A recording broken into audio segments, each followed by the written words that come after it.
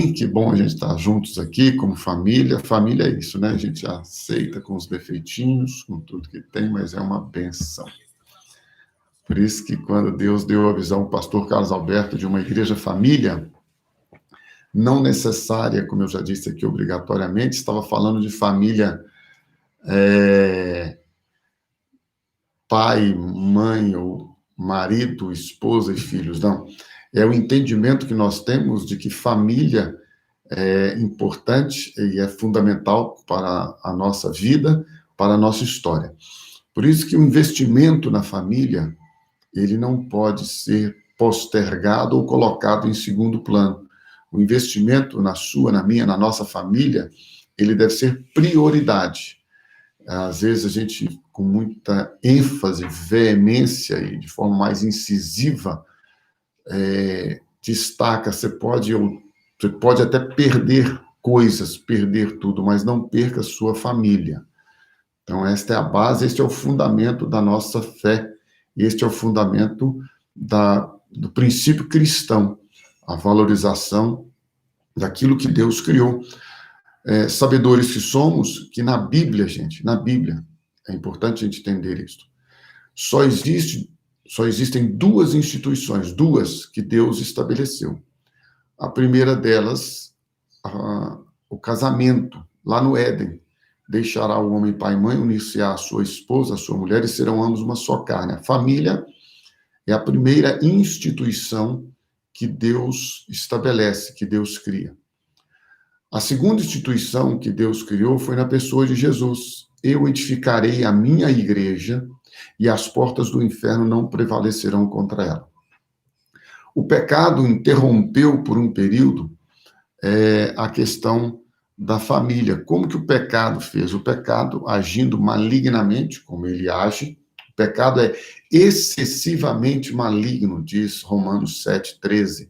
Excessivamente maligno. Por isso que com o pecado não se brinca, gente. Não é essa questão de religiosidade, não é questão de pureza, entre aspas, religiosa. Pecado mata, pecado escraviza, pecado nos separa de Deus. É por isso que não há negociação com o pecado, por isso que não há acordo com o pecado.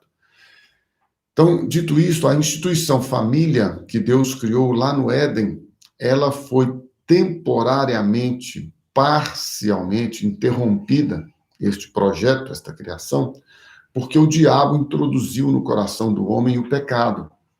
Ele estabeleceu no homem o domínio pelo pecado. Em Cristo, você e eu somos libertados do pecado, somos feitos novas criaturas, porque, veja, a libertação do pecado não implica na impecabilidade. A libertação do pecado, ela nos conduz à liberdade para vivermos vitoriosos sobre o pecado. Vou repetir para você. Libertação do pecado não implica em impecabilidade. Então, agora eu sou impecável, eu não peco mais. Não. Você agora pode, porque você é livre do pecado, você pode rejeitar o pecado. Você pode dizer não para o pecado. Outrora você não podia dizer não para o pecado. Você e eu éramos escravos do pecado. Agora já não somos mais escravos do pecado, nós somos livres. E como livres, como pessoas libertas, e conhecereis a verdade, e a verdade vos libertará. Se, pois, o Filho vos libertar, verdadeiramente sereis livres. Eis o Cordeiro de Deus que tira o pecado do mundo, e lhe porás o nome de Jesus, porque ele salvará o seu povo dos seus pecados. Ele se manifestou para destruir as obras do diabo, o pecado. Tudo isto que eu estou citando para você, meus filhinhos, estas coisas vos escrevo para que não pequeis. É o princípio bíblico, é a base, é o fundamento cristão a partir da libertação. Então, família, casamento e igreja, as duas instituições que Deus criou. As demais instituições, por mais que os homens queiram estabelecer e, entre aspas, dizer que Deus, isso, aquilo, ok, não há a menor dúvida que Deus tem chamado os homens, que Deus tem chamado as pessoas, para que estas pessoas possam abençoar, possam servir, possam trazer a palavra, possam trazer luz, possam trazer a bênção dele sobre as nossas vidas, e nós mesmos vivermos a igreja, nós mesmos vivermos a vida do corpo de Cristo em instituições, através de instituições humanas. Não há pecado em que se crie, em que se tenha, em que se participe de uma instituição humana. Mas daí a dizer que esta instituição é uma instituição que foi criada por Deus, não. Nós entendemos que foi direcionada, Deus colocou no nosso coração, é de Deus, ótimo, mas biblicamente falando, Deus criou, gerou a família e a igreja. Dentro deste princípio, nós precisamos aprender duas coisas fundamentais. Sermos hospitaleiros e benignos, é o tema desta manhã, à luz desta reflexão, desta série Mandamentos Recíprocos, baseada no livro do pastor Carlos Alberto, de mesmo nome, Carlos Alberto Bezerra, Mandamentos Recíprocos. Então, os dois mandamentos recíprocos que nós temos, eles podem ser vivenciados, estes que vamos refletir nesta manhã, de forma muito intensa e prática na família e na igreja, as duas instituições que Deus criou. Lembre-se que a instituição família foi temporariamente abalada, interrompida no seu propósito macro, mas a igreja, ela veio para restaurar, para transformar, para libertar a família deste processo que foi interrompido parcialmente, temporariamente. A igreja agora estabelece a família como corpo de Cristo, porque a primeira igreja da qual você e eu fazemos parte é a nossa casa. Eu pertenço nesta terra à Igreja Comunidade da Graça, que para mim representa e me dá a oportunidade de desfrutar do corpo de Cristo nesta terra. Entenda isto. Eu participo, eu sou membro, eu congrego na Comunidade da Graça, instituição humana que Deus me permitiu e me permite fazer parte para que eu possa, então, desfrutar, vivenciar, aproveitar ao máximo de tudo aquilo que Ele, meu Pai Celestial, tem para que eu viva no corpo de Cristo. Dito isto, a primeira igreja da qual você e eu fazemos parte é a nossa casa, é a nossa família. Porque onde estiverem 2 ou 3 reunidos em meu nome, aí estou eu no meio dele. Bom, se Jesus se faz presente no nosso meio, na nossa vida, através da parceria, da comunhão, ele, quando nos une, deixará o homem pai e mãe, unir-se-á à sua esposa, à sua mulher, e serão ambos uma só carne. Então, ali está estabelecida a unidade, a união. Nesta unidade, nós vamos praticar, então, esses dois mandamentos recíprocos, tanto a hospitalidade quanto a benignidade, que a Bíblia traduz para bondade. Então, quando você e eu entendemos isso, fica mais fácil.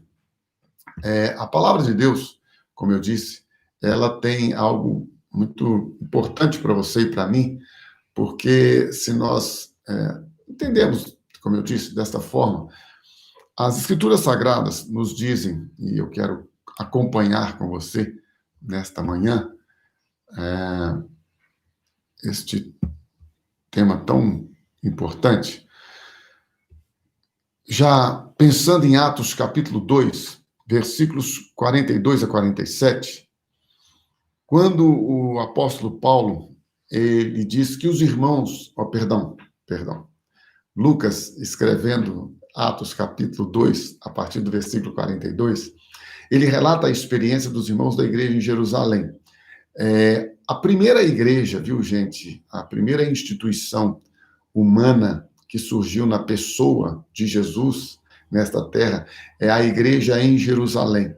Então, se nós temos que ter uma referência de igreja, é bom nós procurarmos a igreja em Jerusalém, a igreja onde eles viviam a doutrina dos apóstolos, onde eles viviam o partir do pão, a comunhão com os irmãos nos lares. Isso nos mostra a hospitalidade. A hospitalidade não é só você receber uma pessoa para dormir na sua casa ou passar uma temporada na sua casa.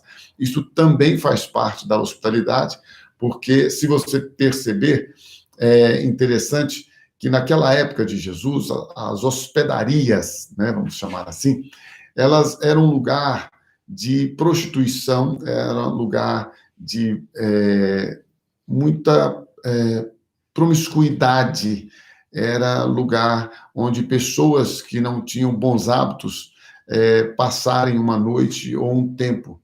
Então, este conceito de hospitalidade foi estabelecida a partir da igreja, do corpo de Cristo. Nós temos inúmeros textos, eu não vou ficar lendo detalhadamente com você nesta manhã, mas a hospitalidade, ela abrange não só o receber, como muitos fizeram e hoje ainda você e eu devemos fazer, acolher as pessoas da nossa casa, porque tem gente que fala assim, eu não terei uma célula na minha casa, como é o padrão da igreja primitiva, eles se reuniam no pátio do templo, diz a Bíblia, em Atos 2, já citei o texto para você, eles se reuniam no pátio do templo, mas eles estavam em casa também. Por que eles estavam nesses dois lugares? No pátio do templo, como hoje nós nos reunimos no prédio, podemos chamar assim, aquele prédio que hoje em Valadares nós temos ali, nosso prédio próprio, graças a Deus, para nossas reuniões. Então, eles se reuniam no prédio, ou no pátio do templo, estavam ali, mas eles se reuniam em casa. E qual que é a questão de reunir no prédio e em casa? No prédio, a congregação, nos encontramos, celebramos juntos, adoramos a Deus, e é por aí mesmo. Mas em casa, nós desenvolvemos o que Jesus fez, porque é o modelo de Jesus, gente. Jesus, ele estava nos lares, Jesus convivia nos lares com os seus discípulos. Jesus, em todo o tempo, ele estava dentro de casa. Então, quando você e eu ignoramos isto, nós perdemos um princípio bíblico. Quando você e eu não vivenciamos isso, a gente perde aquilo que a palavra de Deus nos orienta. Então, você pode e deve estar no prédio. Por isso, a Bíblia diz, viu, pessoal, vocês aqui da internet, deixa eu chamar a sua atenção para algo importante também, a Bíblia diz assim, olha, não deixeis de congregar. É óbvio que diante desta pandemia já existia isto antes, e será agora potencializado, a ideia e o conceito da igreja no lar através da internet. Ok, isto é uma bênção, nós vamos continuar, isto é, vamos dizer assim, não volta mais, isto aqui acabou. Hoje em dia, as pessoas vão vivenciar, vão desfrutar de forma muito clara essa questão da igreja através das mídias, dos recursos digitais. Dito isto, que não há problema nenhum, mas nós precisamos congregar. A Bíblia diz, não deixeis de congregar. Não estou dizendo para você, imediatamente agora, nesse tempo de pandemia, sair correndo para o prédio, para reunião, não. Se você pode, se você se sente seguro, se você se sente à vontade, se você quer, nunca vá porque alguém está motivando você, pedindo você, insistindo com você, se você não tem paz no seu coração. Se você não tem descanso, segurança para fazer-se presente em um local público, não vá, não entre, não participe. Somente se você tiver à vontade, com segurança, com liberdade, então vá. Agora, quando essa pandemia passar, aí todos nós devemos congregar. Ok? É importantíssimo congregar. Mas aí vem o segundo passo, ou paralelamente, concomitantemente, você e eu precisamos nos reunir nos lares. A reunião dos lares, qual que é o propósito dela? O partir do pão, a comunhão, o discipulado, o ensino, o acompanhamento, de forma micro. Aí ele vem ali, macro, na congregação, celebramos, festejamos, estamos juntos, revendo os irmãos, profetizando e deixando o mover de Deus para aquela reunião. No micro, nós estamos aqui agora congregando com os irmãos das células. As células, elas nos oferecem a proteção, o cuidado. Por exemplo, nesse tempo de pandemia, muitos dos nossos irmãos passaram por situações financeiras que foram surpreendidos pela falta de emprego, de recursos, de produção, enfim. Então, as células estavam auxiliando, ajudando uns aos outros.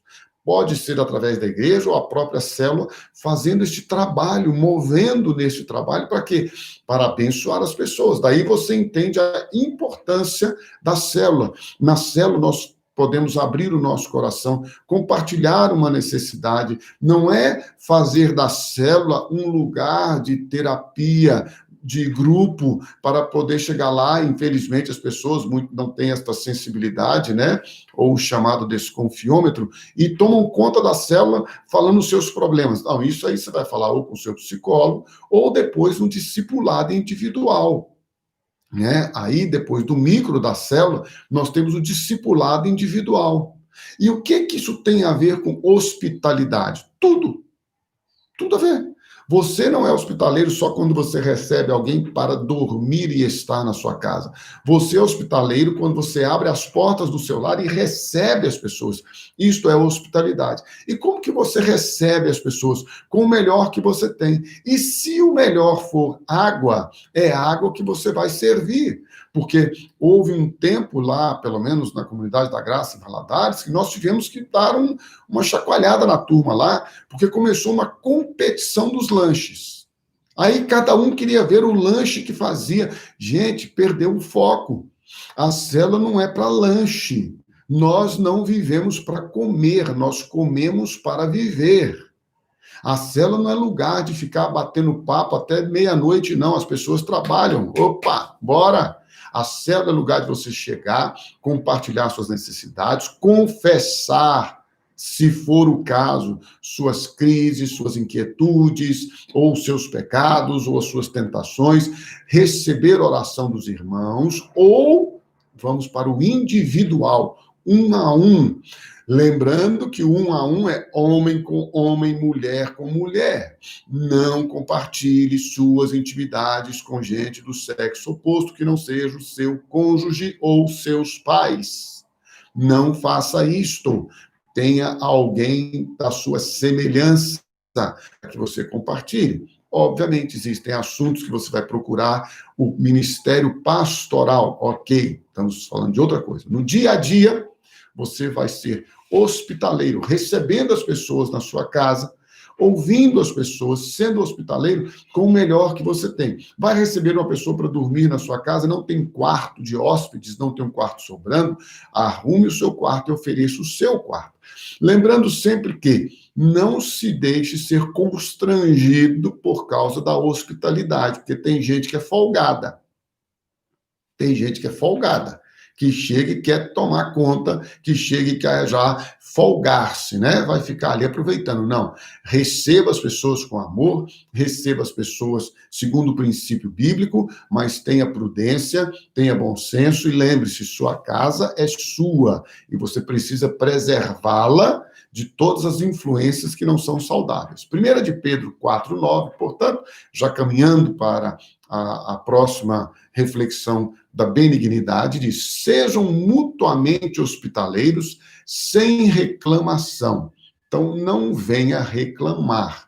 O apóstolo Paulo é claro em dizer, disse Pedro, não reclame, e o apóstolo Paulo nos mostra várias vezes, em várias circunstâncias, em que ele era hospedado, em que os irmãos eram hospedados, em que as pessoas estavam envolvidas. Quando Pedro foi libertado da prisão, ele foi para a casa de Maria, mãe de João. A Bíblia nos mostra isso, onde Marcos e os outros irmãos já o aguardavam. Então, nós precisamos vivenciar isto e lembrando sempre, gente, lembrando sempre, que as palavras de Jesus, em Mateus capítulo 25, 35, só para a gente fechar com o modelo de Jesus, com o exemplo de Jesus, eu tive fome e vocês me deram de comer. Eu tive sede e vocês me deram de beber. Eu fui estrangeiro e vocês me acolheram. Vocês me hospedaram. Necessitei de roupa e vocês me vestiram. Estive enfermo e vocês cuidaram de mim. Estive preso e vocês me visitaram. Então, eu já falei sobre isso aqui ontem, tenho falado sempre, quando aqueles outros homens que são justos na sua justiça própria vão perguntar para Jesus, Senhor, mas quando nós fizemos isso? Aí Jesus vai falar com eles assim, quando vocês fizeram um destes pequeninos, olha que legal, vocês fizeram a mim quando fizeram a um destes pequeninos.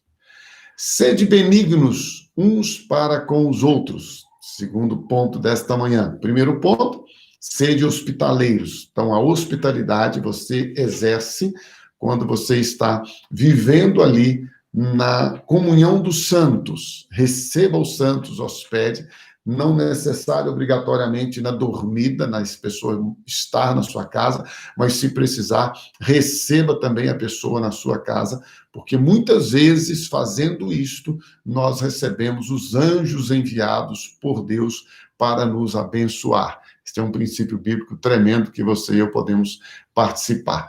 A benignidade ou a bondade, como diz Gálatas 5:22, é fruto do Espírito. Eu acho esse texto muito importante. Eu tenho falado isso com algumas pessoas que compartilham comigo. Gente, existem coisas que nós temos que pedir a Deus para nos dar. Outras coisas, Deus já nos deu. Então, vamos lá. Por exemplo, a Bíblia diz que o Espírito Santo habita dentro de nós, correto? Então, Gálatas, capítulo 5, versículo 22, diz assim, o fruto do Espírito, então paro eu aqui de novo e vou dizer para você, onde que o Espírito Santo habita? Dentro de nós. Não foi isso que Jesus falou? Ele prometeu, eu vou enviar, vocês não estarão órfãos, vocês não estarão só, eu vou enviar o Espírito Santo, e o Espírito Santo vai habitar dentro de vocês, o Espírito Santo vai lembrar de todas as coisas que eu falei, o Espírito Santo vai agir na vida de vocês de maneira tremenda, poderosa, para trazer a vocês a lembrança e a revelação de tudo aquilo que eu disse a vocês, que eu vivi com vocês até hoje, e ele, o Espírito Santo, vai ampliar isso, porque ele vai habitar em vocês, ele vai guiar vocês a toda a verdade. Então, aonde o Espírito Santo habita? Dentro de nós, no nosso espírito. Então, a Bíblia diz, não sou eu, a Bíblia diz, em Gálatas 5:22, mas o fruto do Espírito é o Espírito Santo que habita em nós. O fruto do Espírito é amor. Então, veja, você tem que pedir a Deus amor? A Bíblia diz, vou falar outro texto para você. Porquanto o amor de Deus está derramado nos nossos corações pelo Espírito Santo que nos foi dado. Então, você não precisa pedir a Deus amor. Ah, Senhor, me dá amor. Você já tem o amor de Deus derramado no seu coração pelo Espírito Santo que te foi dado. Você já tem o amor de Deus dentro de você porque ele é fruto, ele frutifica. Tivemos uma live só estudando sobre isso. Nós somos aqueles que produzem, que transmitem, que carregam o fruto. Nós somos os ramos, nós somos a ponte entre a raiz, o tronco, a videira e os seus frutos. Então, o fruto do amor, o amor de Deus pelas pessoas, está em nós. O fruto do Espírito é amor. Então, você não precisa pedir a Deus amor. Você tem que exercer, praticar, desenvolver o amor. O fruto do Espírito é alegria. Então, você não precisa ficar esperando sentir um arrepio, sentir algo diferente para desfrutar de alegria. A alegria do Senhor é a nossa força. Como eu me alegro nele, profetizando a palavra, tomando posse da palavra, trazendo à minha memória aquilo que me dá esperança, trazendo ao meu coração a palavra. Habite ricamente em vós a palavra de Cristo.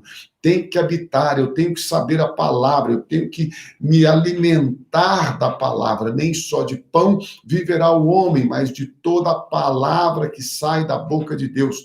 Cristão que não conhece as Escrituras, cristão que não sabe a Bíblia, não pode ter a revelação pelo Espírito. Então, quando você sabe a Bíblia, quando você tem a palavra de Deus habitando em você, você sabe, eu posso amar. Por quê? Porque não é de mim, não é do meu sentimento, é do Espírito. Ele frutifica amor, ele frutifica alegria, ele frutifica paz. Está sem paz?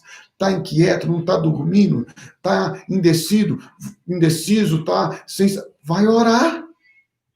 E diz, Senhor, como rio de águas vivas, flui do meu interior o teu Espírito, batiza-me com o Espírito Santo e com fogo, e faz com que estes rios transbordantes, caudalosos, frutifiquem na minha vida a paz, a paciência. Quem já viu o hashtag Espoleta? Não tem gente de pavio curto? Já ouviu falar? Ah, fulano é pavio curto, ou eu sou pavio curto. Eu nunca fui pavio curto, eu sempre fui espoleta. Pá! Esquece! Mas eu morri. Morreu com Cristo, o velho Horácio. Se alguém está em Cristo, nova criatura é. As coisas velhas, o pavio curto, a espoleta, a impaciência, morreu. Ou você morreu. Deixa eu lhe dar uma boa notícia nesta manhã. Você está crucificado com Cristo. Quem vive não é mais você, é Cristo que vive em você. Quem habita em você é o Espírito Santo. Quem está dentro de você é o Espírito Santo. Você não vive mais para si, você vive para Ele, que por você morreu e ressuscitou. Você é uma nova criatura, o Espírito Santo habita em você e Ele vai te dar paz. A paz de Deus, que excede todo entendimento, guardará os vossos corações e os vossos sentimentos. Como é que a paz de Deus está dentro de nós? Porque ela é fruto do Espírito. Então receba a paz. Está ansioso, lançando sobre ele toda a vossa ansiedade, porque ele tem cuidado de vós. Acabou a impaciência. Na sua vida, você agora será paciente. Você será pronto para ouvir, tardio para falar, tardio para irar-se, porque o fruto do Espírito na sua vida é paciência, é amabilidade, são atitudes amorosas para de assumir ou enxergar-se como você se vê ou como as pessoas te veem. Assuma a realidade. Não, pastor, a realidade, eu sou muito paciente. A realidade é que você tem paciência dentro de você. Ah, eu sou muito isso, aquilo. A realidade, o real é o que a Bíblia diz. Irmãos, vou dar uma notícia para você. Eu não ando por aquilo que eu vejo, nem que eu ouço, nem que eu sinto. Eu ando por aquilo que a Bíblia diz. Eu sou o que a Bíblia diz que eu sou. Eu sou o que Deus diz que eu sou. E Deus está dizendo que eu tenho fruto do Espírito na minha vida. E que se eu tenho fruto do Espírito na minha vida, eu posso desfrutar de amor, de alegria, de paz, de paciência e de amabilidade. Posso desfrutar de benignidade, de bondade. Sejam benignos, bondosos uns com os outros. É isso que nós temos que entender. Se você é benigno, se você é bondoso, você precisa entender isso de forma clara. A palavra de Deus nos direciona, a palavra de Deus nos orienta, que Ele é aquele que produz em nós o fruto do Espírito.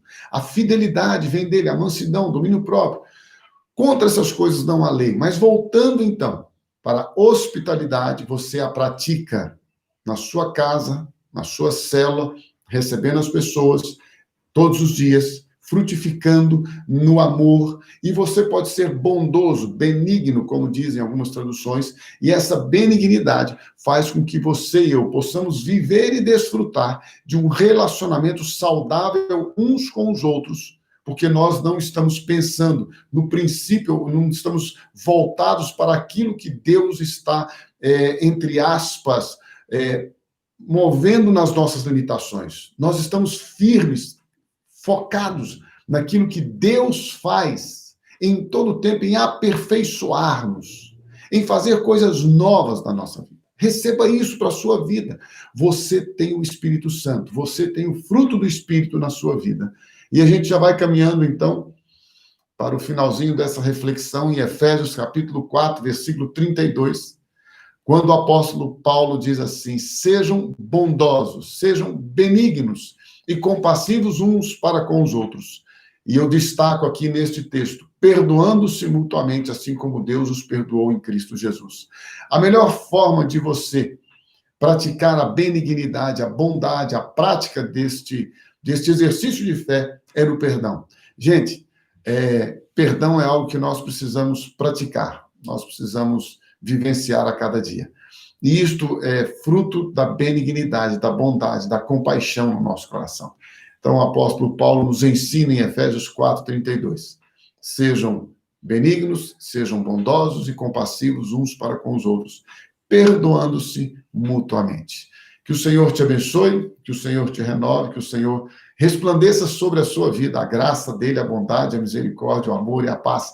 E que em todo tempo nós possamos, sim, ser hospitaleiros e ser benignos, bondosos, uns para com os outros, vivendo o reino de Deus. Porque, segundo o próprio Jesus disse, nisto conhecereis que sois meus discípulos, se vos amardes uns aos outros assim como eu vos amei. Continuemos a buscar a cada dia o estabelecer, o cumprimento da palavra de Deus e os propósitos dele na nossa vida, para que em tudo nós sejamos mais do que vencedores em Cristo Jesus. Até amanhã, às 8 horas aqui, se Deus quiser.